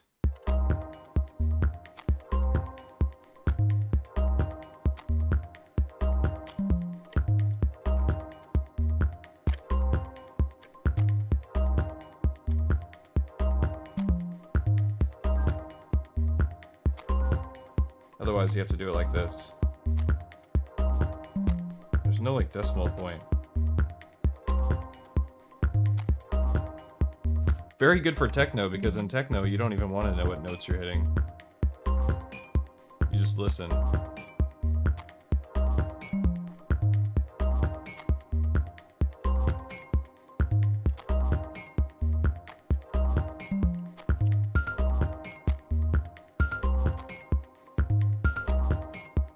So yeah, you can do melodic stuff. It's almost impossible. You can do octaves really easily, but that's about it. I'm not really sure. I haven't plugged a MIDI keyboard in to see what would happen if I tried to offset the pitch with a MIDI keyboard. Does it get the pitch? Will that do that? Or does that go to this empty trig window? I don't know.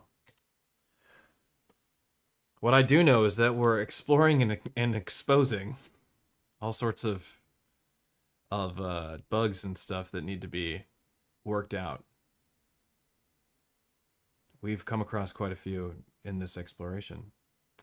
I really want it to have all the features the Digitone 2 has. And I'm hoping that that happens really quickly. But I don't think it will happen really quickly. But I'm hoping that it does. Because it's a little tough to program compared to a Digitone or a Digitact, where it's just so easy and flawless. But I really do like all the possibilities. Like, I like that I was able to sequence the subtrack or sequence the effects track. Like, that's cool. Like this little micro house track. Nothing wrong with that. I think that's cool. I think that, you know, hot take, it's very early in its release, and I do think that it doesn't work well with MIDI yet. Maybe it's my unit. Maybe it's the firmware. Can you download the firmware? Maybe I need to download the firmware again. But I don't know if you can download it. Let me see. Maybe that would fix my MIDI. Nope, there's only a manual. Okay. Well, that's whatever.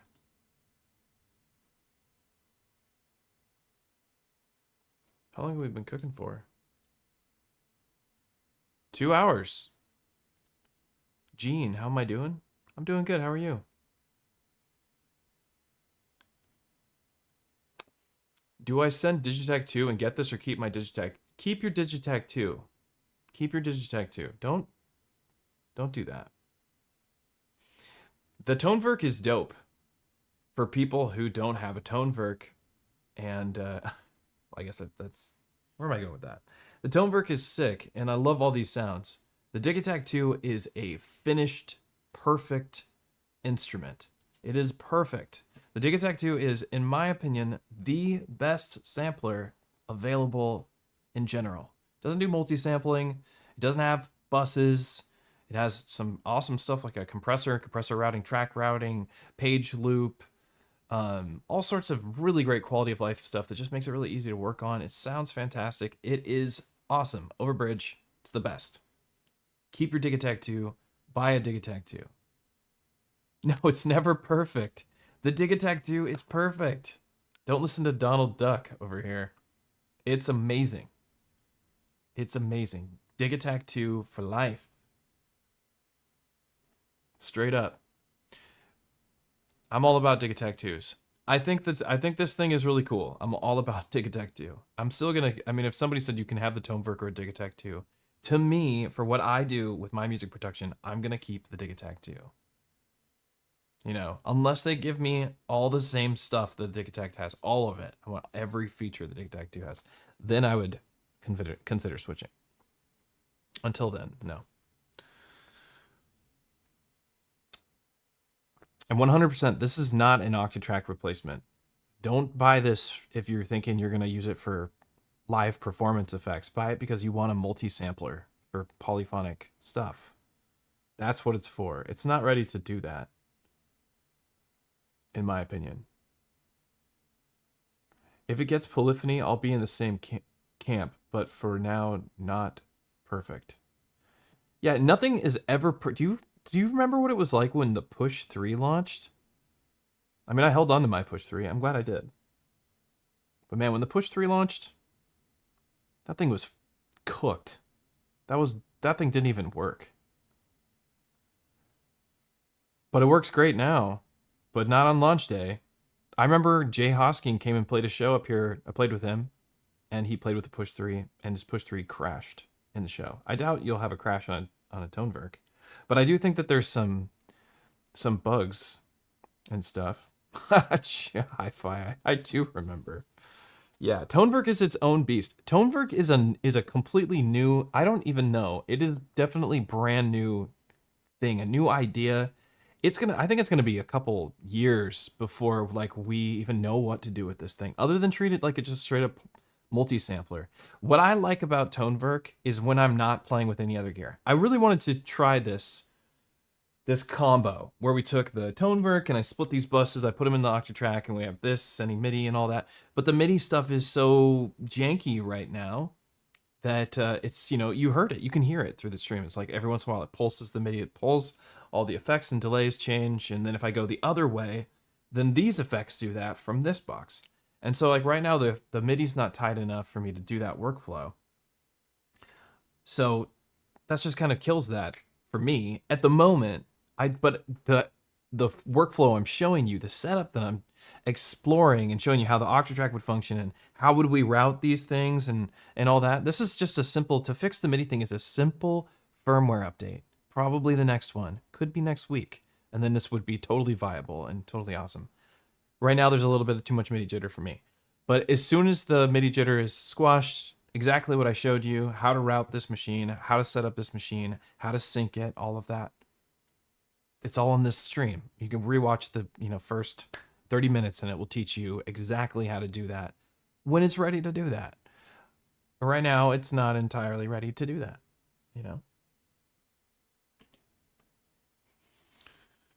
Not entirely. I do, I'll tell you what, though. I was playing with this. We're going to scoot over here. And playing with this gear with my modular, right? This is my Techno case. And getting this case to do anything that I wanted it to do was equally as difficult or more difficult than learning this, which I learned in a day. This, I still don't even know how to use all my modules. I don't know how to use the Percon's voice. I don't. As far as I can tell, I've tried all the key combos. I need to just grab the manual, but I've tried all the key combos to get this thing to do anything other than just basically tweak a preset. And I don't know if there are. I don't know if there is. There must be. But I can't get that many different sounds out of it than the preset sounds. Just a pain. There's just so much stuff to learn. But that being said, listen to this. Let's see.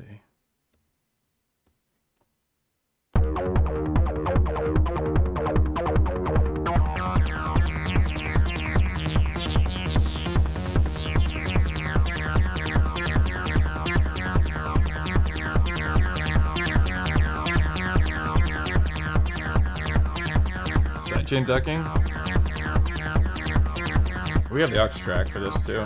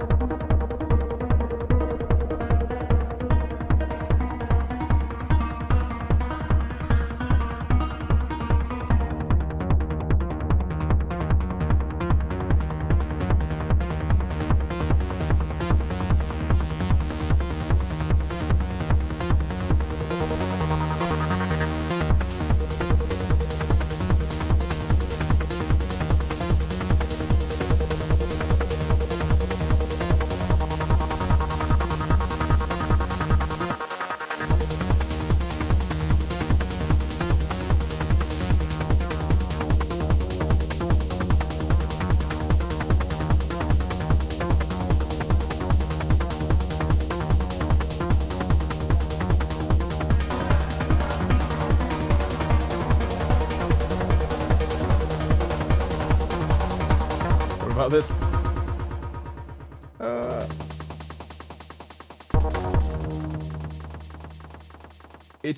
It's turning out to be an okay rig. It's turning out to be an okay rig. But this took forever. This was like all day to get this to sound like anything that I liked at all. Forever. And it was like really optimized. The reason why I was able to even do what I've done in this case is because of the expander for the Hermod Plus. The expander for the Hermod Plus, the XP32, is insane. It gives you 32 CV outs that are fully programmable to be anything. They can be envelopes, LFOs, clock dividers, just voltage that you can program. And because of that, I have a bunch of clock dividers available to me, so I don't need a PAMS. Because of that, I have a bunch of envelopes, so I don't need any sort of envelope generator. I just need a couple of VCAs, which I have the dual VCA by WMD down here, and then I have the Arcan by Maelstrom, which is supposed to be paired with the Mandrake. This is a kick drum pairing, and it does sidechain ducking as envelope out, plugs into that. It's pretty cool. But because of this module, it basically saves you like $1,000 or more from all the modules you don't have to buy. That makes the XP32 worth the investment, because it's not incredibly cheap, but it is incredibly useful. But if you have a Hermod Plus, you should get a XP32. And if you like this style, it's like kind of like Electron sequencing. The Hermod Plus is a really great sequencer for your modular. You can also sequence anything else in your studio, but I personally wouldn't buy a Hermod Plus without the expander, because just a CV and gate isn't enough. But with the expander, like, it literally would be another row of modules without this expander. And I think that's pretty sick. I mean, it's worth the investment, that's for sure. But yeah, that's today. That's today's stream. We're talking about the Tonverk and the Octatrack. It was a little anticlimactic just due to some of the MIDI jitter issues. But besides that, we did go over the workflow and kind of like potential of what you could do with it, and building some effects on the Octatrack and setting the Octatrack and the Tonverk to communicate with each other and to send audio in the correct way. So if you have an Octatrack, you know, try it out and see what you think. Maybe you'll have a different experience, and then build some effects. I have a bunch of tutorials on how to build effects on this channel.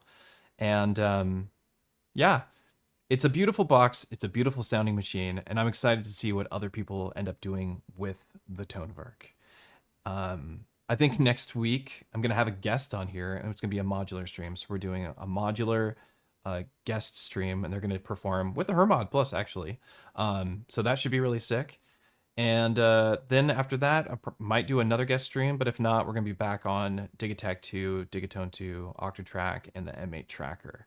And I'm looking forward to getting back to my workflow, as I have explored the Tonverk as much as I need to explore right now. I'm now kind of in this place where I'm like, what do I want to do? Do I integrate it into my setup? At the moment, because of the little jitter issues that it's having, I'm probably going to avoid that for the time being, because I'm heavily reliant on MIDI to work my patterns out and have my patterns like sync in the effects. I don't like the way that delays sound when it does that. So yeah, thanks everybody for hanging out. This has been a really good time. It's been really fun to discuss this, and I love doing this live, and I hope that companies who send me gear and I feature them in their gears on my channel, I hope that that they're happy with that, because I don't pull any punches live on stream. So when stuff messes up or doesn't do something correctly, that's just the way it is, you know? So yeah, whatever. But yeah, y'all are great.